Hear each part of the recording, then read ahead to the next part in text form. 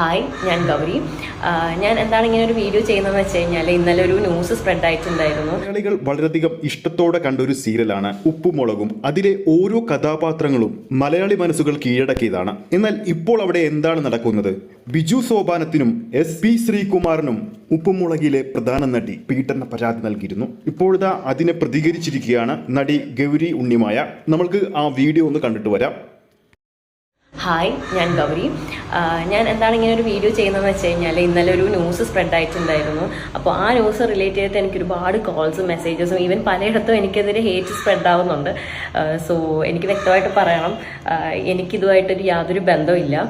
അപ്പോൾ ഞാനിപ്പോൾ പലരും എന്നോട് ചോദിക്കുന്നുണ്ട് എന്താണ് എപ്പിസോഡ്സ് ഇല്ലാത്തത്, എന്താണ് റീസൺ എന്നൊക്കെ ചോദിക്കുന്നുണ്ട്. അതിൻ്റെ റീസൺ വേറെ ഒന്നുമല്ല, ഞാനൊരു ട്രിപ്പ് പോയേക്കുമായിരുന്നു ഷിംല വരെ. ഞാൻ 20th റിട്ടേൺ വന്നതേ ഉള്ളൂ. വന്ന ഉടനെ ഞാൻ റീജോയിൻ ചെയ്യുകയും ചെയ്തു.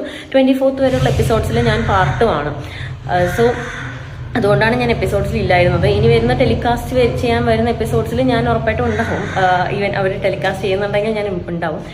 സോ അതാണ് സംഭവം. പിന്നെ ഈ നടിയെന്ന ഈ ന്യൂസുകളിൽ പറയുന്ന ആൾ ഞാനല്ല എന്ന് ഞാൻ വ്യക്തമായിട്ട് പറയാണ്.